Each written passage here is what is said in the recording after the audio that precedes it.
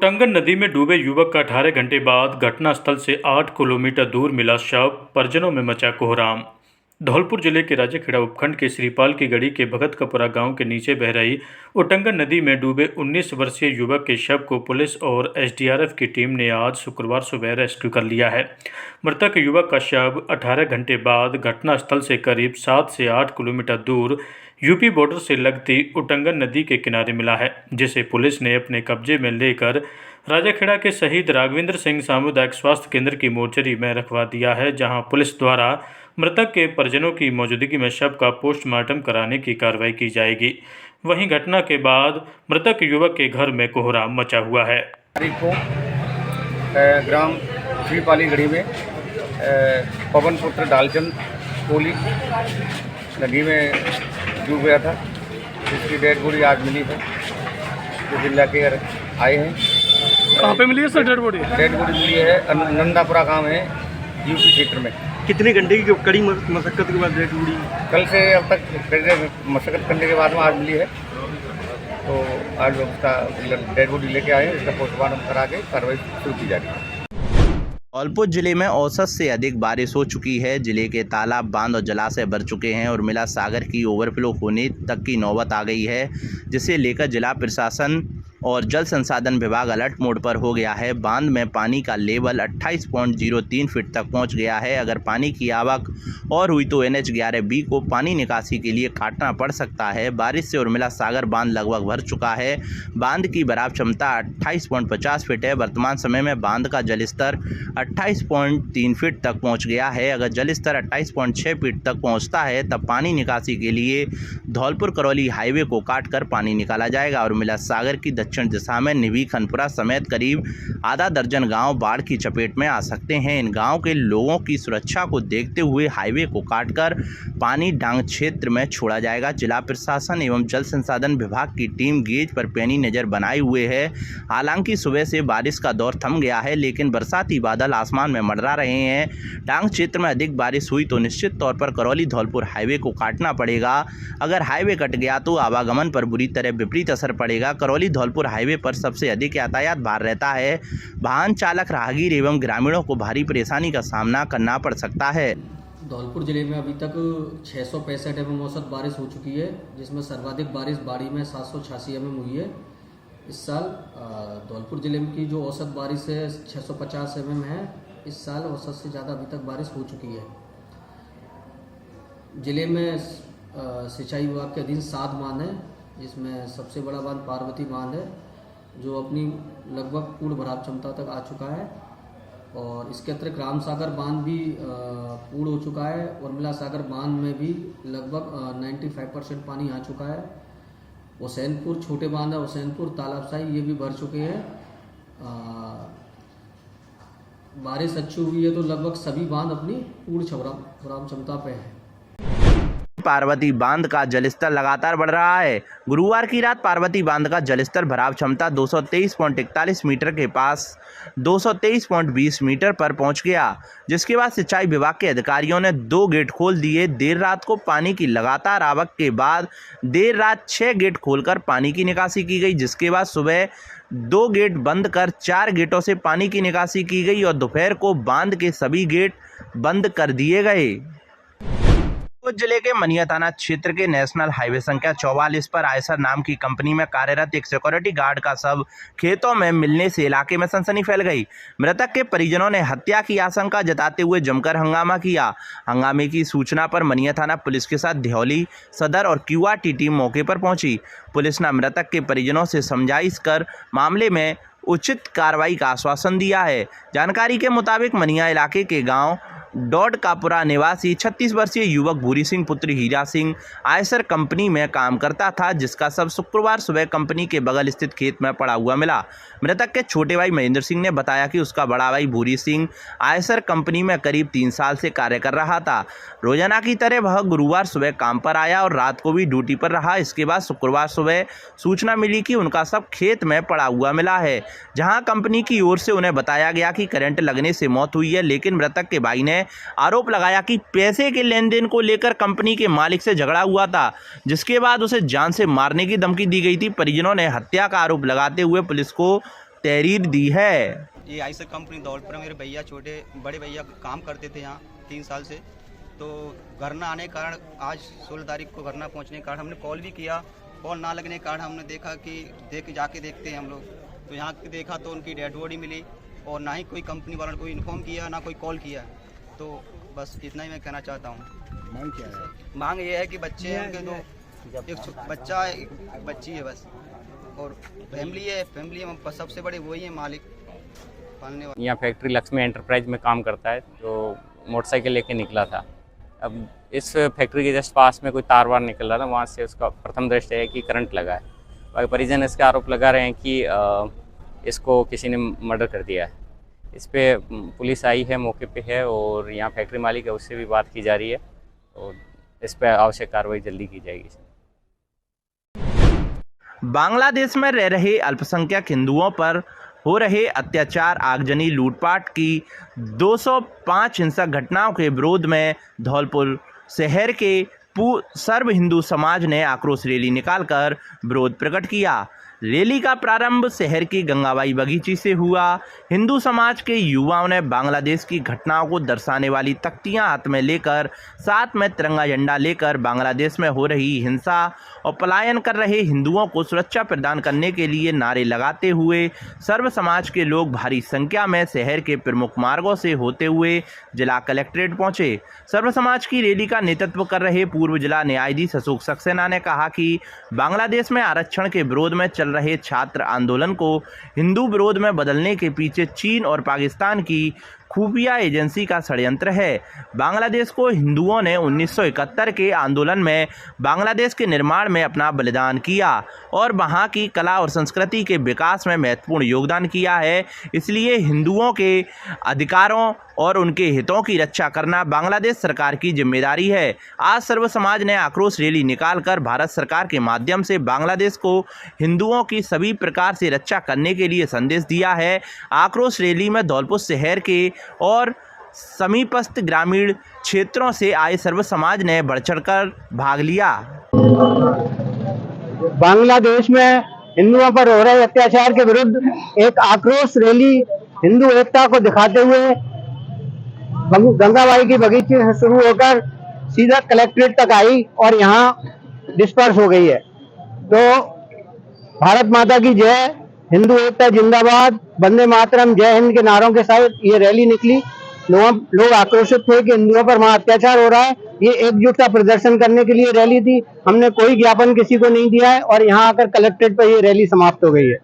तो हमारे हिंदू समाज की जो एकता प्रदर्शित करने के लिए रैली निकाली गई थी, इसमें समस्त हिंदू संगठनों ने हमारा साथ दिया है। और अभी हमारे पड़ोसी देश बांग्लादेश में जिस प्रकार की अराजकता हुई है और तमाम परिस्थितियों के कारण वहाँ तख्तापलट हुआ है, वो एक वहाँ की अपनी व्यवस्था हो सकती है, लेकिन उसके बाद जो अशांति और अराजकता उस देश में हुई है, उससे पड़ोसी देश होने के नाते भारत में भी चिंता व्याप्त है। और विशेषकर इसलिए भी कि वहाँ अल्पसंख्यक समुदाय जो है उसके ऊपर बहुत अत्याचार हो रहे हैं, उत्पीड़न हो रहा है, उन्हें मारा जा रहा है, उनकी बहन बेटियों के साथ अभद्र व्यवहार हो रहा है। तो इसके विरोध में हमारे भारत देश में जगह जगह आक्रोश व्यक्त किया जा रहा है और सरकार से मांग की जा रही है कि उस उत्पीड़न को रोका जाए, हिंदुओं पर या अन्य समाज पर जो भी हो रहा है अल्पसंख्यक उनको सबको सुरक्षित किया जाए। ये हम सरकार से मांग कर रहे हैं। आज धौलपुर मुख्यालय पर भी हम इसी प्रकार का प्रदर्शन करने की योजना में हैं, प्रस्तावित है, और उसमें अभी हम बाज़ारों में निकलेंगे। तो सरकार से यही मांग हमारी है कि बांग्लादेश में जो अराजकता हो रही है और माइनॉरिटी पे जो अत्याचार हो रहा है उसको रोकने का प्रयास सरकार करे। धौलपुर जिले में श्री चित्रगुप्त पीठ पशुपति अखाड़ा शांतिकुंज वृंदावन के पीठाधीश्वर श्री श्री 1008 आचार्य महामंडलेश्वर स्वामी शमीनंद पशुपति चित्रगुप्त रथ के साथ दर्जन भर गाड़ियों के काफिले के साथ धौलपुर में पधारे। उन्होंने कहा कि वह छतरपुर से वृंदावन तक की यात्रा में वृंदावन में बनने वाले श्री चित्रगुप्त भगवान मंदिर हेतु चरण पादुका पूजन एवं श्री चित्रगुप्त जी का संदेश शिक्षा, समता, राष्ट्रीय एकता तथा पर्यावरण सुरक्षा का संदेश लेकर निकले हैं। उन्होंने कहा कि कास्त समाज अपनी एकता के साथ साथ अन्य समाज के लोगों को शिक्षा, समता, एकता, पर्यावरण सुरक्षा तथा शिक्षा से सर्वांगीण विकास का संदेश अपनी यात्रा में लोगों को पर्यावरण जागरूकता के साथ साथ जगह पौधारोपण भी किया। उनके साथ स्वामी सुरेशानंद भी मौजूद रहे।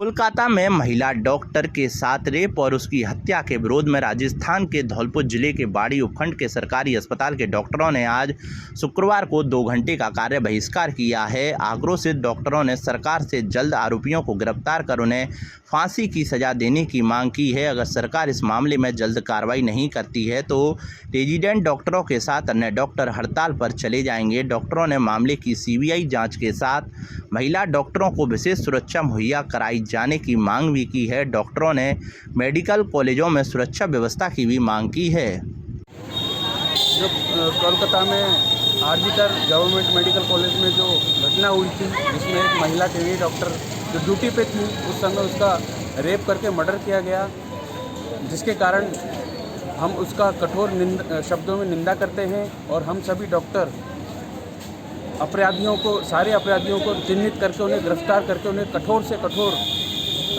सज़ा देने की मांग करते हैं। और इसी क्रम में आज हम 2 घंटे का 8 से 10 बजे तक का पेन डाउन कर रहे हैं। स्वाधीनता दिवस के अवसर पर इंदिरा गांधी स्टेडियम में मैत्री फुटबॉल मैच का आयोजन किया गया। मैत्री मैच धौलपुर जूनियर और धौलपुर सीनियर के बीच खेला गया। पेनल्टी शूट में धौलपुर जूनियर ने 4-3 से धौलपुर सीनियर को हरा दिया। मैत्री मैच की शुरुआत में खिलाड़ियों से परिचय प्राप्त करते हुए शारीरिक शिक्षक राकेश परमार ने कहा कि धौलपुर में फुटबॉल का जुनून अपने चरम पर है। जिला फुटबॉल संघ द्वारा नियमित अभ्यास से खिलाड़ियों में फुटबॉल के प्रति दीवानगी बढ़ती देखी जा रही है। इस अवसर पर समाज सेवी मुकेश सक्सेना ने कहा कि संसाधनों के अभाव में भी धौलपुर के खिलाड़ी अपना बेहतर प्रदर्शन कर रहे हैं और प्रदेश स्तर पर जिले का नाम गौरवान्वित कर रहे हैं। उन्होंने कहा कि सरकार को धौलपुर जिले में एक राष्ट्रीय स्तर का स्टेडियम बनाने की आवश्यकता है। मैत्री मैच में 2-2 से गोल बराबर होने पर पेनल्टी से मैच का रिजल्ट निकला, जिसमें धौलपुर जूनियर ने धौलपुर सीनियर को 4-3 से मात दी। धौलपुर जूनियर की ओर से जैद ने 2 गोल, अंकित व शिवम ने 1-1 गोल दागा। धौलपुर सीनियर की ओर से गुरमीत मान ने 2 गोल तथा गीतम ने 1 गोल किया। प्रतियोगिता के निर्णायक वरिष्ठ शारीरिक शिक्षक राकेश परमार, धर्मवीर व असलम खान रहे। प्रतियोगिता में धौलपुर जिले के पूर्व राष्ट्रीय फुटबॉल खिलाड़ियों ने जमकर पसीना बहाया। इस अवसर पर जिला बैडमिंटन संघ के सचिव मोहम्मद जाकिर हुसैन, समाज सेवी रवि सिबहरे, प्रिंस जैन, कालीचरण, मंगल सिंह परमार, धीरज शर्मा और रंजीत दिवाकर आदि उपस्थित रहे। धौलपुर जिले के बाड़ी शहर में एक निजी होटल पर काम करने वाले नेपाल के एक व्यक्ति की मौत हो गई। सूचना पर कोतवाली पुलिस मौके पर पहुंची और सबको अस्पताल के शवगृह में रखवाया। परिजनों के आने पर मेडिकल बोर्ड से पोस्टमार्टम कराया गया। परिजनों की तहरीर पर पुलिस मामला दर्ज कर जांच शुरू कर दी है। परिजनों ने सबका अंतिम संस्कार बाड़ी में ही कर दिया। पुलिस ने बताया कि शहर के बाईपास पर स्थित एक निजी होटल में काम करने वाले रसोइया की मौत का मामला सामने आया है। होटल मालिक और वहां मौजूद कार्मिकों का कहना है कि नेपाल की 19 जिला निवासी रसोइया देवीराम पुत्र नारायण प्रसाद पंथी 13 अगस्त की रात को रोज की तरह होटल का काम करके बेसमेंट में सोने गया था। दूसरे दिन 14 अगस्त को सुबह 9 बजे तक जब वह नहीं जागा और ऊपर नहीं आया तो उसको जगाने के लिए कर्मचारी नीचे गया, जिसके बाद घटना की पूरी जानकारी हुई। उसके बाद कोतवाली पुलिस को सूचना दी गई। सूचना पर पहुंची पुलिस ने सबको कब्जे में लेकर अस्पताल के शवगृह में रखवाया। साथ ही परिजनों को जानकारी दी गई। देवीराम यहां होटल पर कई वर्षों से काम कर रहा था। सोने के दौरान उसको अटैक आया। अन्य कोई घटना हुई, पुलिस इसकी जांच कर रही है। एक देवीराम पंथी सनोक नारायण प्रसाद पंथी जो नेपाल का निवासी था और यहाँ कनिष्का रेस्टोरेंट बाईपास पर सेफ का काम करता था, सब्जी बनाने का होटल पर काम करता था रेस्टोरेंट में। तो 13 और 14 की रात्रि को खाना वाना खा कर के लिए बेसमेंट में सीढ़ियों से नीचे उतर रहा। नीचे गिरने से उसके चोट आई गर्दन में और जिससे उसकी डेथ हो गई। तो सारे होटल वाले सो गए थे। रात को 12 साढ़े 12 बजे की घटना बताई गई है। सुबह उनको जब सेफ को जगाने पर या सेफ को बुलाने पर जानकारी हुई तो उसके रूम में जाकर के देखा तो सीढ़ियों के पास में है जो गिरा हुआ था, उसकी डेथ हो गई। सूचना पुलिस को प्राप्त हुई, जिस पर मैं मौके पर पहुंचा। गहनता से मौका निरीक्षण किया गया और पूछताछ की गई होटलों से। होटल के CCTV फुटेज देखे गए। लाश को मोचरे में सुरक्षित रखवाया 14 तारीख को सुबह में और इसके परिजनों को सूचित किया। आज इसके परिजन उपस्थित आए, इनकी रिपोर्ट लेकर मृतक की लाश का पोस्टमार्टम करवा करके लाश परिजनों को धौलपुर जिले के कोतवाली थाना क्षेत्र के गंगाबाई की बगीची के पास 10 अगस्त को एक राहगीर से मारपीट कर बदमाश मोबाइल छीन कर ले गए थे। पीड़ित की रिपोर्ट पर पुलिस ने कार्रवाई करते हुए 2 बदमाशों को गिरफ्तार कर लिया है। आरोपियों से मोबाइल बरामद करते हुए पुलिस ने पूछताछ शुरू कर दी है। एएसआई गिरवर सिंह ने बताया कि 10 अगस्त को मामला दर्ज कराया था। रिपोर्ट में बताया गया था कि 10 अगस्त की रात को वह अपने दोस्त के साथ बाजार जा रहा था। इसी दौरान बाइक पर सवार होकर आए 2 बदमाशों ने गंगाबाई की बगीची के पास मारपीट करते हुए मोबाइल छीन लिया। वारदात को अंजाम देने के बाद दोनों बदमाश भाग निकले। पुलिस ने दोनों बदमाश राहुल पुत्र रमेश और जीतू पुत्र राजू कुशवाहा को गिरफ्तार कर उनसे मोबाइल बरामद कर लिया है। घटना के दौरान उपयोग में ली गई बाइक को भी बरामद किया है। धौलपुर जिले में बाइक राइडर्स ने तिरंगा यात्रा निकाली। तिरंगा यात्रा सीआरसी ग्रुप की सहभागिता से आयोजित की गई। इसमें 111 बाइक राइडर्स ने ऐतिहासिक धरोहरों की देखभाल करने का संदेश दिया। यात्रा का सरमुत्रा के दमोह में जाकर समापन हुआ। बाइक राइडिंग मचकुंड रोड से शुरू हुई, जो जिले भर के अलग अलग पर्यटन स्थलों से होते हुए सरमुत्रा के दमोह झरने पर जाकर समाप्त हुई। बाइक राइडिंग के दौरान एक्सप्रेस क्लब के अध्यक्ष अतुल कुमार भार्गव ने बताया कि धौलपुर की ऐतिहासिक धरोहर पर्यटन की दृष्टि से अनमोल खजाना है। उन्होंने इन ऐतिहासिक इमारतों के संरक्षण और प्रचार प्रसार की आवश्यकता पर जोर दिया। बाइक राइडर्स को संबोधित करते हुए एडवोकेट भार्गव ने कहा कि धौलपुर के डांग क्षेत्र में भी मनमोहक दृश्य एवं ऐतिहासिक इमारतें हैं, जो आने वाले पर्यटकों को अपनी ओर बार बार आने को आकर्षित करती हैं। बाइक राइडिंग के समापन के मौके पर आयोजित कार्यक्रम में विशिष्ट अतिथि के रूप में बोलते हुए मंजरी फाउंडेशन के संस्थापक निदेशक संजय शर्मा ने कहा कि युवा ही सही मायने में भारत देश को विकसित बनाने में अपना श्रेष्ठ योगदान देकर देश के महान स्वतंत्रता सेनानियों का कर्ज उतार सकते हैं। कार्यक्रम के प्रारंभ में राजस्थान क्रिकेट संघ के पूर्व सचिव सौमेंद्र तिवारी ने जिला एवं प्रदेश स्तर पर सीआरसी क्लब के सदस्यों द्वारा राष्ट्रीय अभियानों में जन सहभागिता निभाते हुए विभिन्न राष्ट्रीय अभियानों के बारे में जानकारी दी। कार्यक्रम की अध्यक्षता करते हुए सीआरसी ग्रुप के अध्यक्ष जितेंद्र सिंह राजौरिया के 3 राज्यों के बाइक राइडर्स द्वारा धौलपुर को तिरंगा यात्रा के माध्यम से रोड सेफ्टी संदेश देने पर रॉयल विंग्स सागरा rider club, bridge bond riders Mathura, the riders crew Gwalior एवं एसबीपी क्लब आगरा से पधारे बाइक राइडर्स का आभार व्यक्त किया।